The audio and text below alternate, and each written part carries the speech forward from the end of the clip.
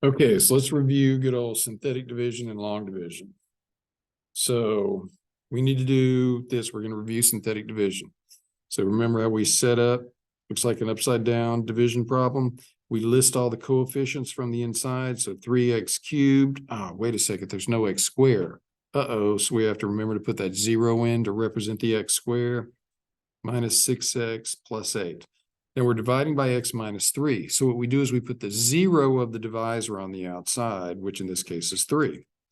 And then remember, first step, bring down, multiply, add, multiply, add, what is that, 21, 63, and what is that, 71.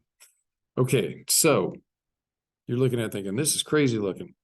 I started with x cubed. So I started with x cubed, divided out an x. So that means this row is x squared. So 3x squared plus 9x plus 21. And remember what we do with the remainder? It's positive 71, and we put it over the divisor. And since there is a remainder, that means x minus 3 did not divide in evenly. So thinking, well, that's not a big deal. I recall that from my early childhood. We can do that. Okay, good. Let's make it worse. Somebody says, what about a situation like this? Well, this is where it's going to get tricky. This is where it's going to get tricky and messed up, and we're going to get a little annoyed. Okay, when I do this division right here, when I do this division, what I need to do is think about this as I'm going to factor out the 2 and make that x minus 1/2. So the 0 of the parentheses is the 1/2.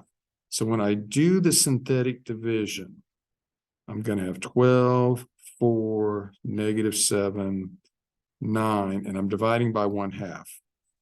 But somebody says, well, wait a second, the 1/2 is kind of half of this. I took out the 2. That's going to come in a minute. That's going to come in a minute. So we bring down the 12. 1/2 times 12 is 6. Add, multiply, add, multiply, add. So see, if I just looked at this and said, all right, so that means my answer is 12x squared. But wait a second.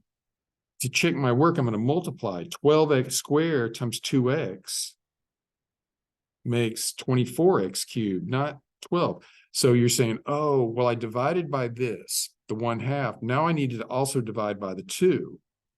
So see, I also need to divide by the 2. Now, one tricky part is I don't divide the remainder. So what we actually get here is dividing by the 2, I would actually get 6x squared plus 5x minus 1. And then the remainder would remain the same. And then somebody says, yeah, that's kind of weird. Prove it to me. Okay, let's do the same problem with long division. Everybody remember good old long division? Good, because we were going to have to do it anyway. So long division, here we go. Good old long division. Good old long division. So we take 12x cubed plus 4x squared minus 7x plus 9, and we're dividing by 2x minus 1. So everybody remembers this. Step 1. Divide the first term. Divide, multiply, subtract, bring down. Remember that good old stuff? So 12x cubed divided by 2x, 6x squared. Oh, that's nice. It matches 6x squared.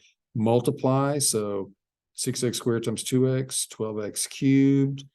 6x times minus 1 is minus 6x squared. Subtract, be sure, I always use parentheses. You know how I am about parentheses.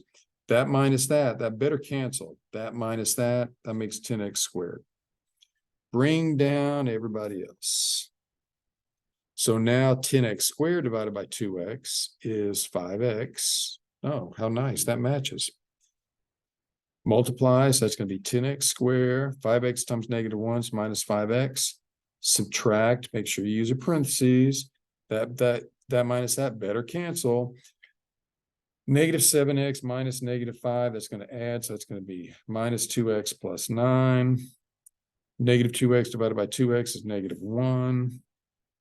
Negative 1, so that's negative 2x. Negative 1 times negative 1 is positive 1. So now we're going to subtract again. So we get 0, 9 minus 1 is 8.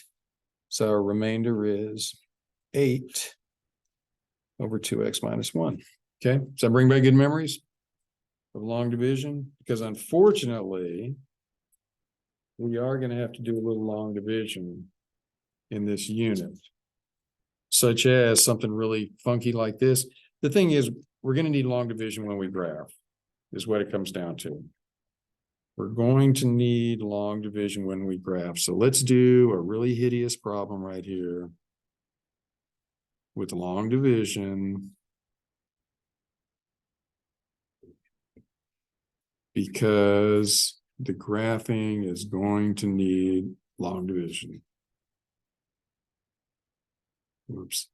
So here we go. X to the 4th divided by x squared is going to be x squared. So x squared times x squared, x to the 4th, x squared times 4x, so that's going to be 4x cubed. X squared times 2 is 2x squared. So we're lining up our same powers, our like terms. So that guy better cancel, that minus that, so 4x cubed, that minus that, plus 16x squared.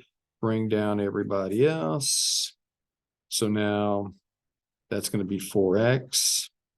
4x times x squared is 4x cubed. 4x times 4x is 16x squared. 4x times 2 is 8x. So now we're going to subtract. So that guy cancels, 16x squared, but hey, how convenient. We got two things to cancel. And then 4x minus 8x is negative 4x. Bring down the 6. And see, what you'd say now is x squared doesn't divide evenly into the 4x anymore. So that whole thing right there is our remainder.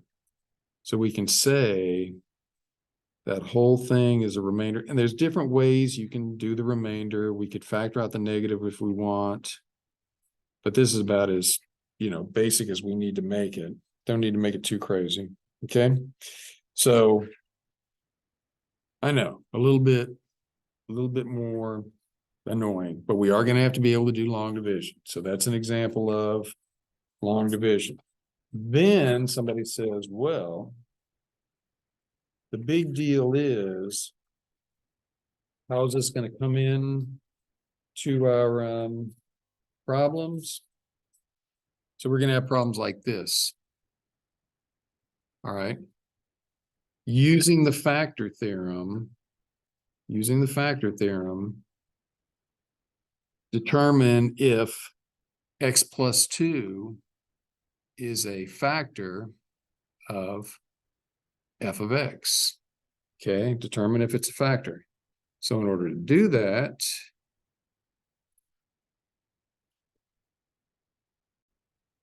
all right, so if you recall from algebra 2, if somebody's a factor, that means it needs to divide in there evenly. So we're going to check it. We're going to see if that guy divides in there evenly. So 1, 11, 21, 6. So we're going to divide. We have to do the 0, so that's negative 2. So it's x plus 2, we do the 0. If it divides in evenly, then it's a factor. So bring down the 1, negative 2, 9, negative 18, 3, negative 2 times 3 is negative 6. Let me see, the remainder is 0. So that means, yes, it is a factor because the remainder is 0. It went in evenly, no remainder. It went in evenly, so yes, it is a factor. And you're saying, oh yeah, that's cool. So just for the record, hey, look, there's no 4 in there. There's no 4th power, so we're going to put in a 0. So negative 24, 13, 16, negative 28. All right, so is x minus 2 a factor of this guy? So let's check. So 4, 8, 8, 16, negative 8, negative 16, negative 3. I feel like I'm doing something wrong here. Negative 6, 10, Where was I? Somebody came in here. So 10, 2 times 10 is 20, so -8. So assuming I actually did all this right, you're like, oh no, the remainder is not 0. It has a remainder, which meant the x minus 2 didn't divide in evenly. It has a remainder. So this is not a factor. The x minus 2 is not a factor. So this is what's known as the factor theorem. If you get 0 for the remainder, then it is a factor. We don't care if you memorize it. Oh, that's the factor theorem. I'm so cool. As long as you know that when you get 0, then it is a factor. When it's not 0, it's not a factor, the remainder.